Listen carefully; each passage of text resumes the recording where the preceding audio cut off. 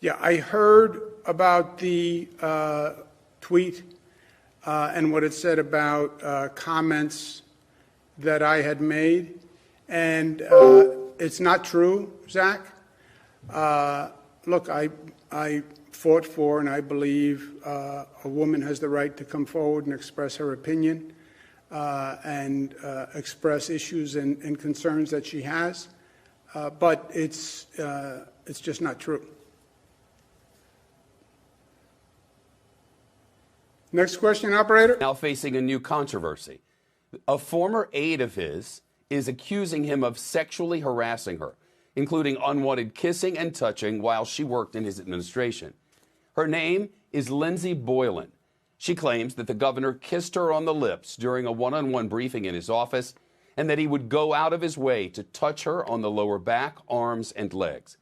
Boylan says her boss told her the governor had a crush on her. The Cuomo press secretary says Boylan's accusations are, quite simply, false. This all comes as Governor Cuomo faces a federal investigation over how his administration reported COVID deaths at nursing homes. CNBC's Contessa Brewer now. Contessa? Shep, Boylan wrote in an essay on the website Medium that she told only her family, a few friends, and her therapist over the last few years. But today tweeted in December, she tweeted a general accusation, she says, because Cuomo's name was being floated as a potential candidate for attorney general in the Biden administration. And then, she says, another former Cuomo staffer confided similar allegations to her own. But now she says she wants to help others come forward and tell their truth. Boylan accuses not only the governor of harassment, but says those working for Cuomo fostered a culture where if the governor liked you, he flirted or made sexual innuendo. For instance, Boylan writes about a government plane ride with Cuomo where he suggested, she said, they play strip poker. Cuomo's press secretary rebuts the details in a statement to CNBC, saying the manifests of all flights from October 2017 can be found below. There was no flight where Lindsay was alone with the governor, a single press aide, and a New York State trooper. The response goes on to include a joint statement from other Cuomo staffers. We were on each of these October flights, and this conversation did not happen, they say. But the backlash has been swift and fierce. Republican Congresswoman Elise Stefanik from New York tells Governor Cuomo he should resign and says in part, it is an inexcusable disgrace that almost every other elected official in New York State quietly brushed this serious and credible allegation under the rug. And it's not just political opponents. The state Senate Majority Leader, Democrat Andrea Stewart-Cousins, says this is deeply disturbing. Clearly, there is no place for this type of behavior in the workplace or anywhere else. This on the heels of other claims of harassment and intimidation.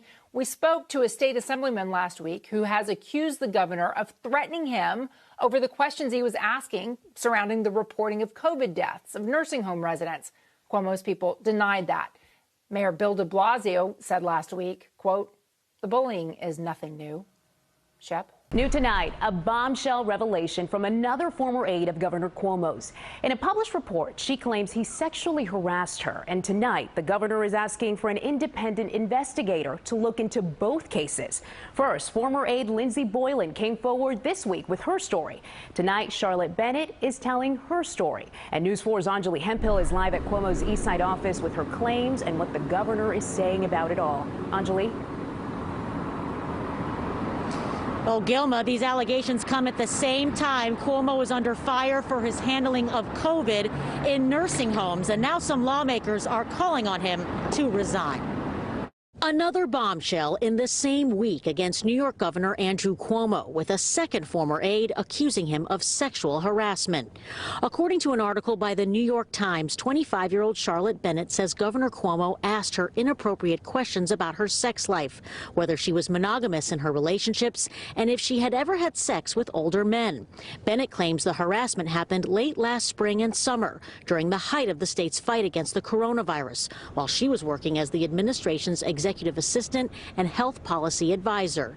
The governor responding in a statement Saturday night saying in part, quote, "I never made advances toward Miss Bennett, nor did I ever intend to act in any way that was inappropriate.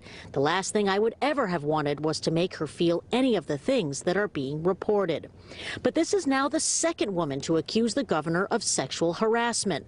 Earlier this week, a former aide named Lindsay Boylan came forward with detailed allegations, claiming that in 2018, Cuomo kissed her on the lips in his 3rd Avenue office, and there were times he inappropriately touched her back, legs, and arms.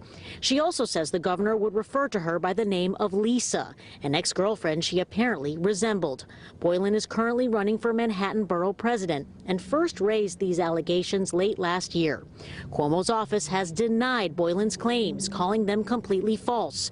But when it comes to Miss Bennett's recent allegations, Cuomo has called for an independent investigation, saying this situation cannot and should not be resolved in the press.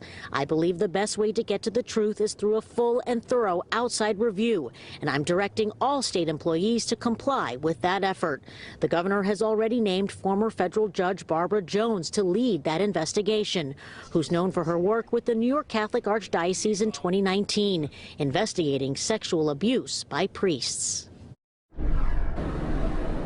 Well, Jones had a great reputation while on the bench, but she was also the arbitrator in that Ray Rice case that was controversial, and some lawmakers question if she is truly independent. So far, several Republicans and even a couple of Democrats have called on the governor to resign.